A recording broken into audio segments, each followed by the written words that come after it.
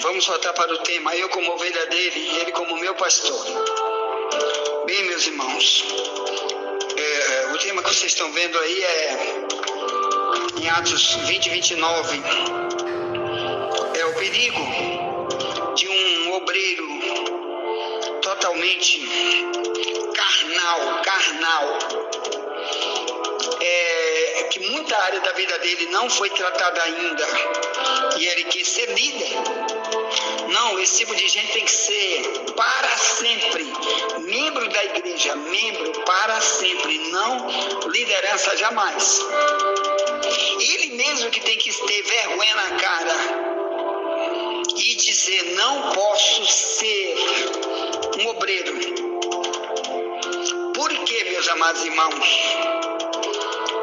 Porque se ele estudou a Bíblia ou se ele já passou por aula bíblica que fala qual é a conduta de um verdadeiro obreiro, então ele tem que analisar a si mesmo e saber se ele tem parte nesses passos que um obreiro tem que dar para que ele seja liderança de igreja. Imagine um pastor presidente de uma denominação. Você, se um dia ele já leu ou se alguém já pregou, ele sabe que para ser um obreiro tem que ter esse link, Primeira carta de Timóteo 3, que é a mesma que está em carta de Paulo para Tito, no capítulo 1. Mas primeiro eu vou ler as qualificações de obreiro para você que está conosco. Nunca querer ser um obreiro antes do tempo, porque é igual uma manga totalmente verde que alguém vai comer ela. O que ela vai fazer? Vai arrebentar o dente, vai arrebentar o fígado de quem está comendo, porque ela está sendo comida antes do tempo. E Jesus compara nossas obras com frutos.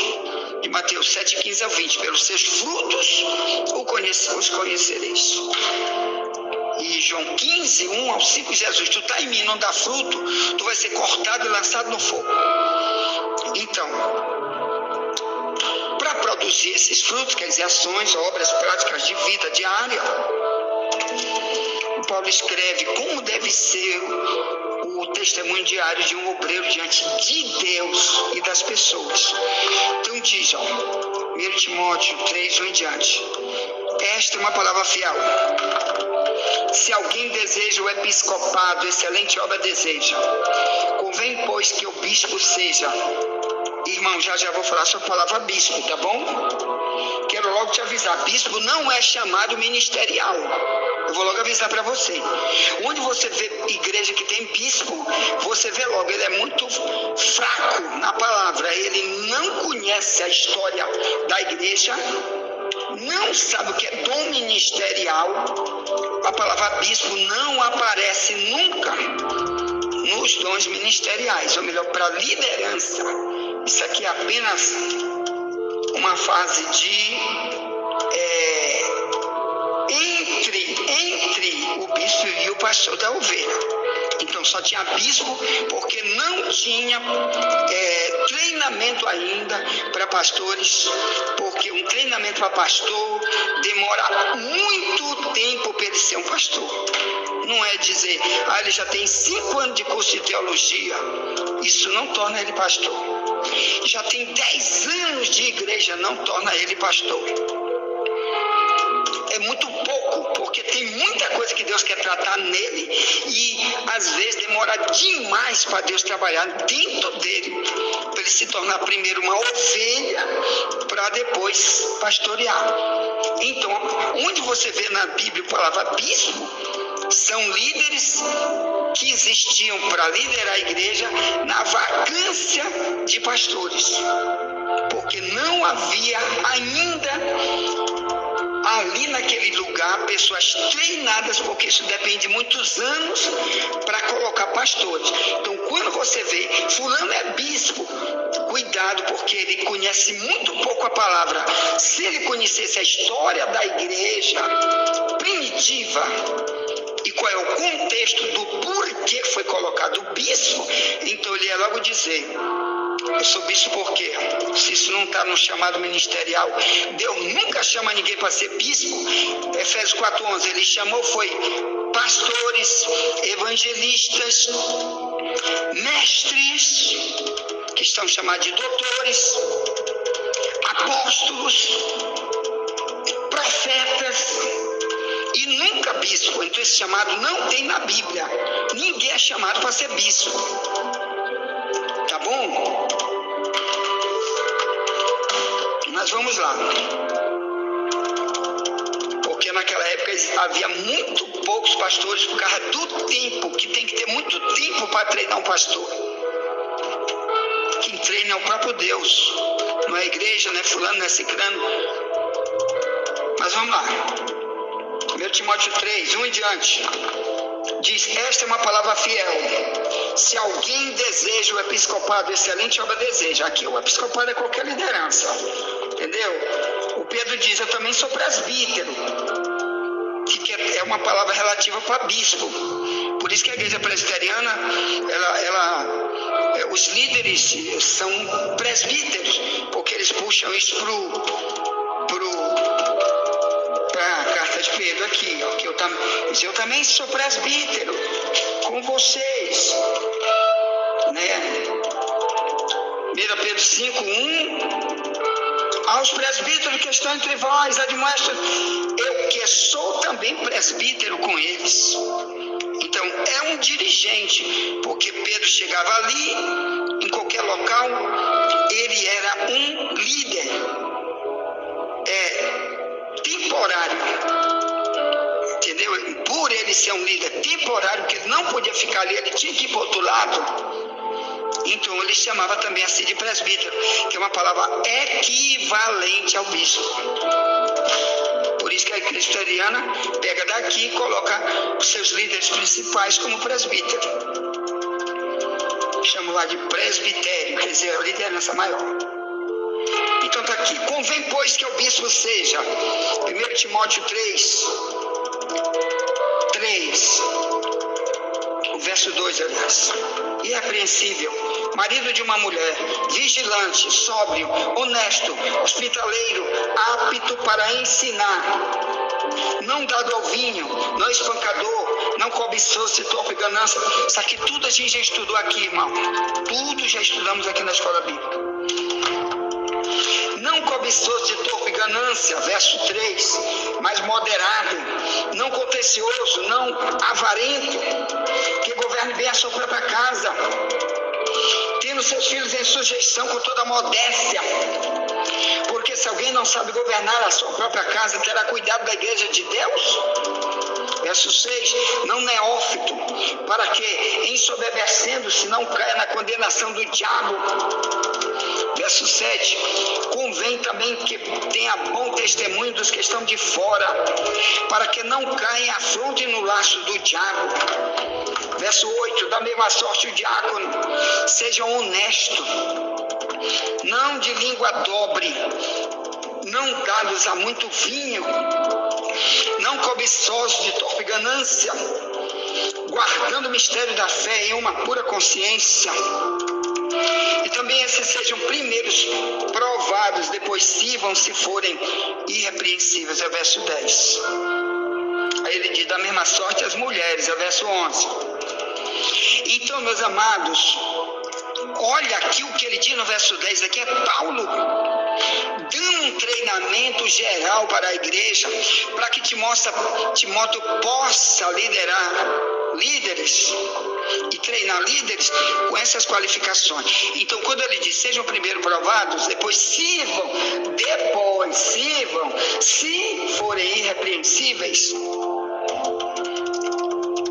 já está derrubando um monte de liderança de hoje aqui, irmão, que estão lá na visão de Deus como lobos e não como ovelha, porque aqui diz que eles têm que ser primeiro provado, que é provado, e ele vai passar por muita prova, que o próprio Deus vai colocar ele, muita luta, muita guerra, e o povo vai ver no decorrer do tempo se aprova ele pelo comportamento dele no meio das ovelhas, e pelo que ele prega, se adequa às doutrinas de Paulo na Bíblia. Senão, ele está reprovado. Infelizmente, muitos estão aí na liderança, não passaram por esse processo. Para Deus, se ele está em liderança, ele não é chamado de ovelha, nem de líder que Deus botou, ele é chamado de lobo. Então você aí, meu irmão, que está no púlpito, que não se encaixa, 1 Timóteo 3, 1 em diante, desça do púlpito e volte para a liderança rápido e diga que você não quer agora mais, por enquanto, ser líder de nada. Você vai ser membro e voltar para o beabá, ou melhor, aprender de novo. Tem que nascer de novo, começar do zero. Ou então, se você morrer hoje, morre como lobo. E o que você vai ganhar com isso? Um pregador de heresia, a tua vida é uma heresia. O que tu vai ganhar com isso? Eu tenho que ostentar meu título para todo mundo ver, ostentar. Pregador, ostentação. Que ele quer aparecer, é o diploma, é o título, é o não sei o quê, é o que sou, é o que fundei. Ele está fazendo uma obra para ele, a obra de homem, que vai ser destruída pelo dono do cristianismo, que é Cristo. Cristo não vai aceitar esse tipo de gente na igreja. Por isso, é preciso que tenha um treinamento e a pessoa passe por fases que Paulo passou, que Timóteo passou, que Jeremias passou, Ezequiel, Isaías, Moisés, todos os que lideraram para Deus e não por homem, por Deus, através de Deus, Deus que ditava o que era para eles fazerem, e não ele quer fazer da maneira dele. Cuidado com isso. Ponto. Bem, aqui também na carta de Paulo para Tito, que vem logo depois das cartas para Timóteo, olha, essas cartas são chamadas de cartas pastorais. É de pastor para pastor e pastor para treinar o outro pastor. Comportamento de obreiro. Em Tito capítulo 1, no verso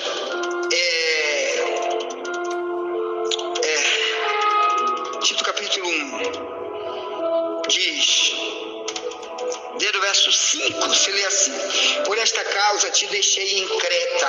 Creta era uma das cidades da Grécia.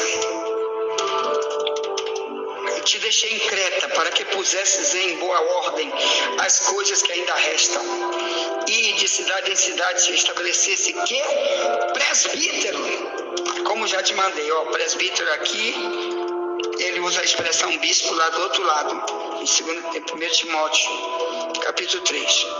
Presbítero, como já te mandei. Aí ele vai dizer quem? Verso 6: aquele que for irrepreensível, marido de uma mulher. Aqui quer dizer, você não deve ser duplo em relação sexual. Você tem que ser só uma para se relacionar sexualmente. Ponto final. É mulher com homem e não pode ser gay, como tem pastor gay, casando com gay, homem com homem, mulher com mulher, e diz: eu sou pastor, Deus que me botou aqui. Mentira. Deus criou Adão e Eva, não foi Adão e Ivo. O resto, essas pessoas se autoproclamaram e vem dizer que Deus botou elas. Tudo que é contra a doutrina bíblica não foi Deus que colocou, é uma autoproclamação. E ela só vai saber do erro que cometeu, porque é um lobo, não uma ovelha, porque não se submete à doutrina bíblica, nem à direção do Espírito Santo. Ainda tem na cara de pau quando prega: eu estou com o Espírito Santo, só para induzir ao erro o povo que está lá, achar que foi Deus mesmo que está botando ali aquela pessoa, ou que está usando.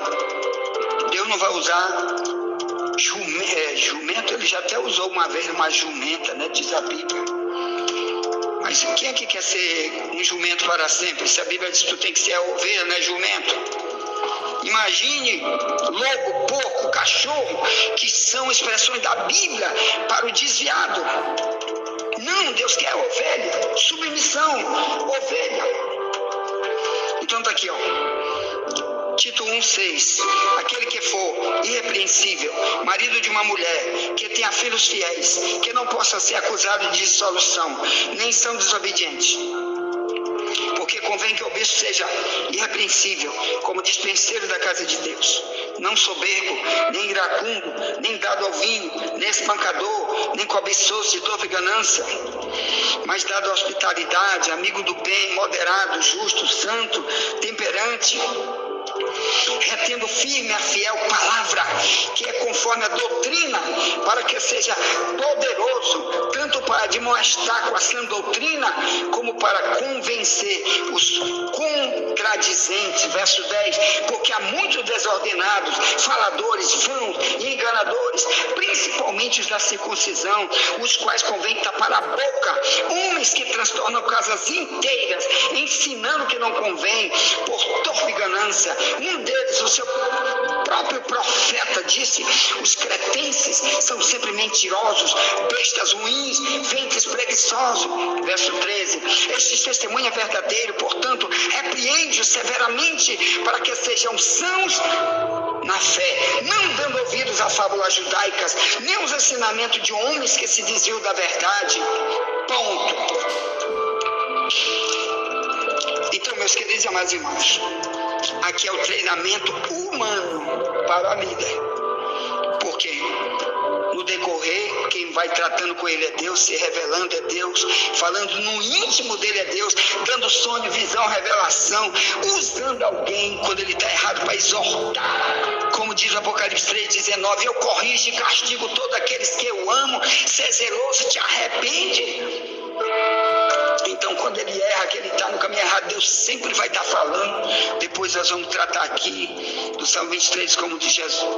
O Davi diz: a tua vara me consola. Salmo 23, vamos estudar sobre a vara que Deus quer usar até no obreiro. Pronto.